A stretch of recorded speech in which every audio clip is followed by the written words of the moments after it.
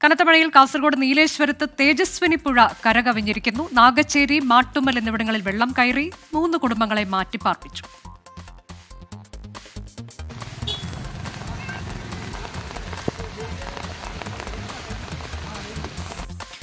അരുൺ പാറയ്ക്കൽ വിവരങ്ങളുമായി. അരുൺ, ഏറ്റവും കൂടുതൽ മഴ ദുരിതം പേറുന്നൊരു ജില്ലയാണ് കാസർഗോഡ്. നിലവിൽ അവിടുത്തെ ഏറ്റവും പുതിയ സാഹചര്യം എങ്ങനെയാണ്?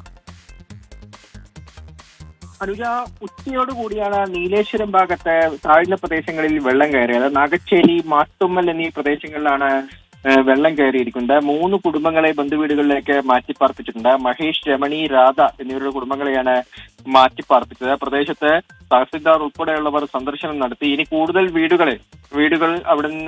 കുടുംബങ്ങളെ അവിടുന്ന് മാറ്റിപ്പാർപ്പിക്കണമോ എന്ന കാര്യങ്ങളൊക്കെ തന്നെ ജില്ലാ ഭരണകൂടം പരിശോധിക്കുന്നുണ്ട്.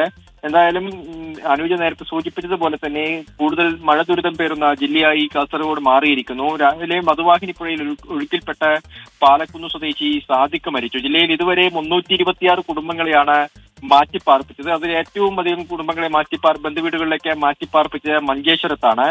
ഹോസ്ദുർഗിൽ 12 കുടുംബങ്ങളെയാണ് മാറ്റിപ്പാർപ്പിച്ചത്. അങ്ങനെ മഴ ദുരിതം വ്യാപകമായി ജില്ലയിലുടനീളം ഉണ്ടായി എന്നതാണ് പ്രധാനപ്പെട്ട കാര്യം.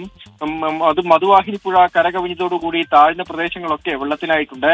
മധൂരിലാണ് മധുവാഹിനി പുഴയിൽ ഈ പാലക്കുന്ന് സ്വദേശി സാധിക്ക് കാൽ വഴുതി വീണത്. എന്തായാലും വരും മണിക്കൂറുകളിൽ മഴ കനക്കുകയാണെങ്കിൽ ഇനിയും കൂടുതൽ വീടുകൾ വെള്ളത്തിന് അടിയിലാവുമെന്നാണ് കരുതുന്നത്. അനുജ, അതാണ് കാസർഗോഡ് തേജസ്വിനി പുഴ കരകവിഞ്ഞു. നാഗച്ചേരി, മാട്ടുമ്മൽ എന്നിവിടങ്ങളാണ് നിലവിൽ വെള്ളം കയറിയിട്ടുള്ളത്. 3 കുടുംബങ്ങളെയാണ് ഇപ്പോൾ മാറ്റിപ്പാർപ്പിച്ചിട്ടുള്ളത്. കനത്ത മഴയ്ക്കുള്ള സാധ്യതയുണ്ട് എന്നുള്ളതാണ്. അങ്ങനെയെങ്കിൽ കൂടുതൽ കുടുംബങ്ങളെ ഇത് ബാധിക്കുമെന്നതാണ് അരുൺ പാറയ്ക്കൽ നൽകിയ വിവരം.